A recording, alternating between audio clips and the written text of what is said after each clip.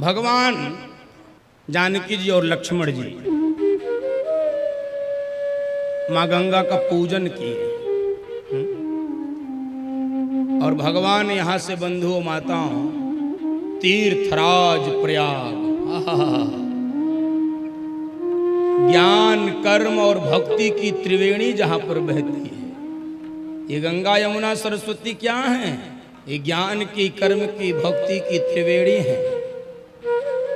और बंधु माताओं उस त्रिवेणी तट पर आज भगवान जानकी जी और लक्ष्मण जी के साथ पहुंच रहे हैं। और उस प्रयाग की महिमा का वर्णन कौन कर सकता है? बाबा को भी लिखना पड़ा।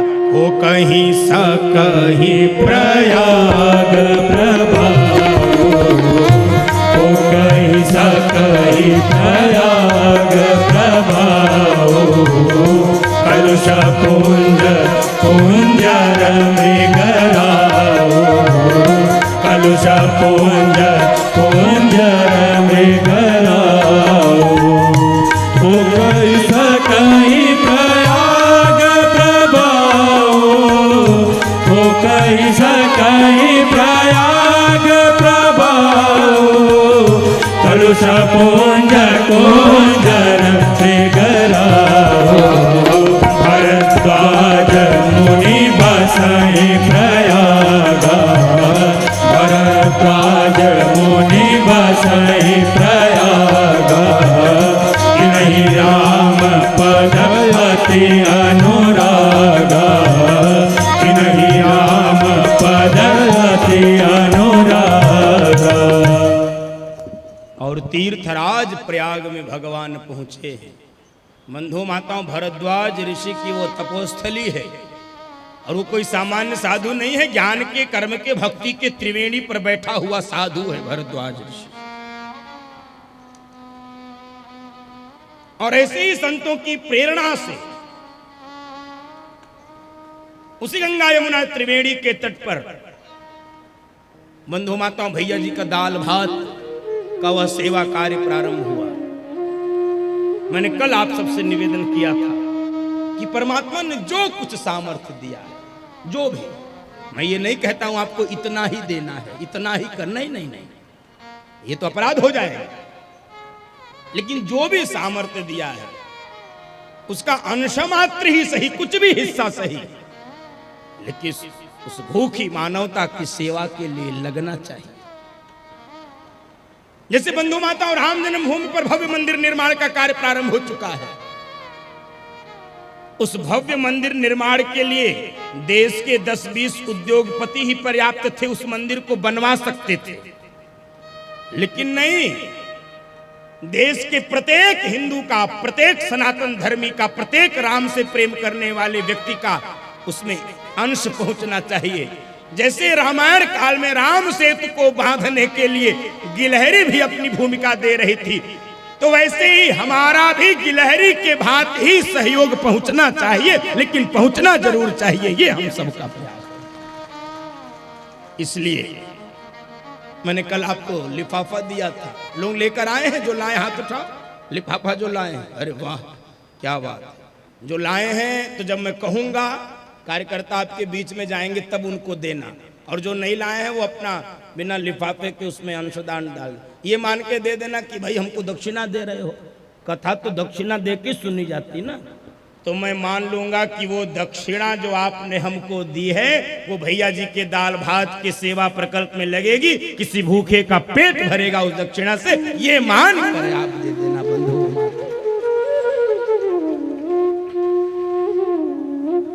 भगवान प्रयाग पहुंचे, भरद्वाज ऋषि देखे हैं भगवान को, गदगद हो गए, पागल हो गए, पागल हो गए भरद्वाज ऋषि। और भरद्वाज ऋषि को लगने लगा बंधु माताओं कि आज तक जीवन में मैंने जो कुछ भी पूजा पाठ दान तप व्रत यज्ञ अनुष्ठान माघ मास कल्पवास कुंभ स्नान जो कुछ भी मैंने किया था उन सब का फल आज हमको मिल गया। और भरद्वाज ऋषि भगवान को देखते ही पागलों की तरह नाचने लगे। आज सुफल तप तेरी रथ त्यागो,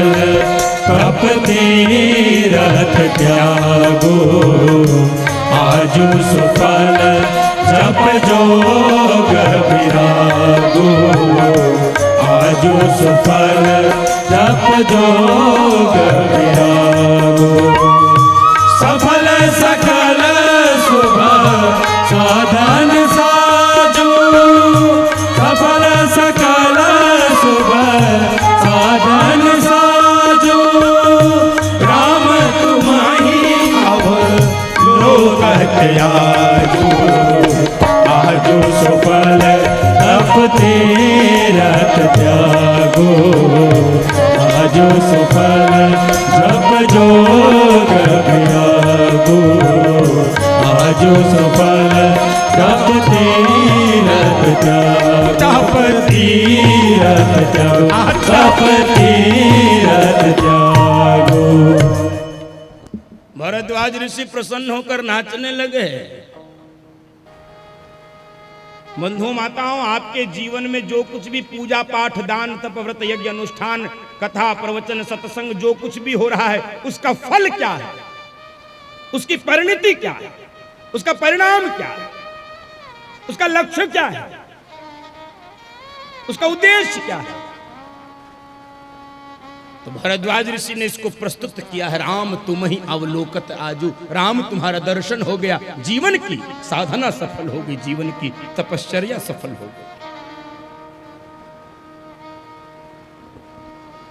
हम लोगों के लिए भी यही सूत्र है बंधुओं माता, यही सूत्र है। जो कुछ भी भजन हम कर रहे हैं पूजा पाठ के नाम पे, जो भी कुछ हम घर में उल्टा पुल्टा सीधा करते हैं, वो ठीक दिशा में जा रहा है कि नहीं, ठीक मार्ग में जा रहा है कि नहीं, उसका यहां प्रमाण पत्र दिया जा रहा है। राम तुम ही अवलोकत आजू, राम तुम ही अवलोकत आजू।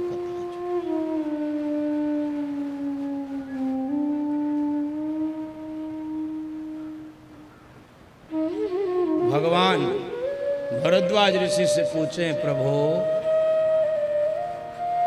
हमको आगे का मार्ग बताओ। नाथ कहो हम के ही मार्ग जाऊं। आज पूरी दुनिया को रास्ता दिखाने वाला राम रास्ता पूछ रहा है, पूरी दुनिया को रास्ता दिखाने वाला। और यहाँ गुरु महिमा स्थापित करना चाहते थे गोस्वामी जी कि बंधुओं माताओं, कोई कितना भी बड़ा क्यों ना हो, बिना गुरु के वो मार्गदर्शन नहीं प्राप्त कर सकता। वो अटक सकता है, भटक सकता है, लटक सकता है।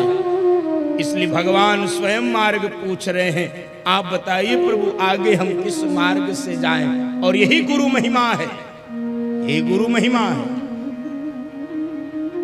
बंधु माताओं, लोग पूछते हैं गुरु की क्या जरूरत है।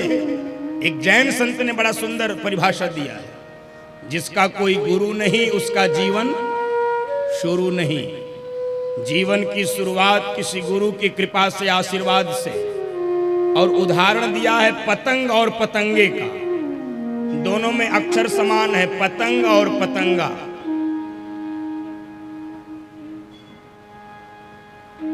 मात्रा का भेद है, लेकिन बंधु माताओं, पतंगा स्वतंत्र होता है, किसी दीपक की लौ में जलकर राख और खाक हो जाता है। पतंग परतंत्र होती है, उसकी डोर दूसरों के हाथ में रहती है, लेकिन परतंत्र पतंग ही आकाश की ऊंचाइयों में उड़ती है।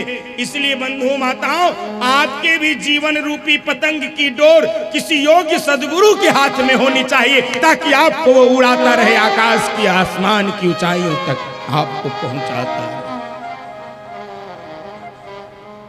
भरद्वाज ऋषि से मार्गदर्शन लेकर आज भगवान वाल्मीकि जी के आश्रम में पहुंचे हैं। और वाल्मीकि ऋषि की भी वही अवस्था हुई है जो भरद्वाज ऋषि की हुई थी, एकदम पागलों की तरह नाचने लगे। वाल्मीकि मन आनंद भारी, मंगल मूरत नयन निहारे। वाल्मीकि मन आनंद भारी, मंगल मूर्ति नयन निहारी। वाल्मीकि मन आनंद भारी, मंगल मूर्ति। वाल्मीकि जी प्रसन्न हो गए,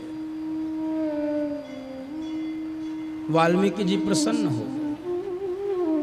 तो भगवान कहे प्रभु आपसे तो कुछ छिपा नहीं है, अयोध्या में क्या क्या घटा आपको सब पता है, और हमको 14 वर्ष के लिए वन में रहना है। वाल्मीकि जी ने कहा सुनो राम, तुम हमको कुछ मत बताओ, तुमको दुनिया की ये सामान्य आंखें नहीं पहचान सकती हैं, तुम कौन हो यो मैं जानता, मैं जानता। और बंधु माताओं, यही दुर्भाग्य होता, महापुरुषों को पहचानने में हमसे भूल हो जाती है, क्योंकि हम सामान्य नेत्र से उनको देखना चाहते हैं, वो दिखते नहीं हैं। कौन है राम, ये वाल्मीकि जी बता रहे हैं। श्रुति से तू पालक राम तुम जगदीश माया जानकी। श्रुति से तू पालक राम तुम जगदीश माया जानकी।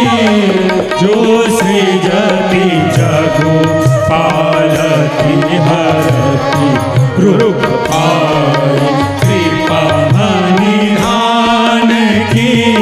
जो सृजति जगो पालती हरती रूप पाई कृपा निधान की। श्रुति से तो श्रुति से तो श्रुति से तो राम, तुम तो वेदों के रक्षक हो, ये जानकी तुम्हारी माया तुम जानते नहीं हो। तो प्रभु यदि आप सब जानते हैं तो आपको ये पता है कि 14 वर्ष जंगल में रहना है, तो कोई ऐसा स्थान बता दीजिए जहां पर मैं रह सकूं।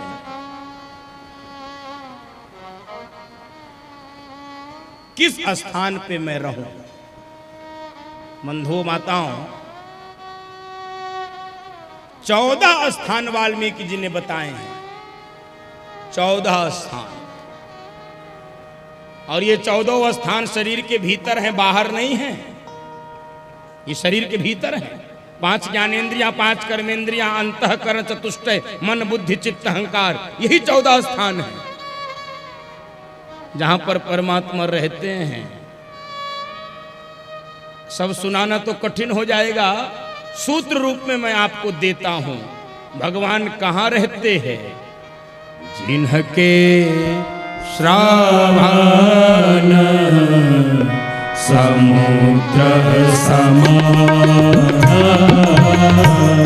जिनके श्रावण समुद्र समान। अर्थात तुम्हारी सुभग सरिनाना। अर्थात तुम्हारी सुभग सरिनाना। जिनके श्रवण समुद्र समाना, जिनके कान समुद्र जैसे होते हैं, उनके हृदय में रहो। अर्थात जो और सुने और सुने और सुने, जिनका कथा से पेट न भरता हो, मन न भरता हो, भर ही निरंतर हो ही न पूरे, तिनके ही तुम कहो गृह रूरे। उनके हृदय में रहना जो कथा के और अरे भैया आपको क्या बताऊं,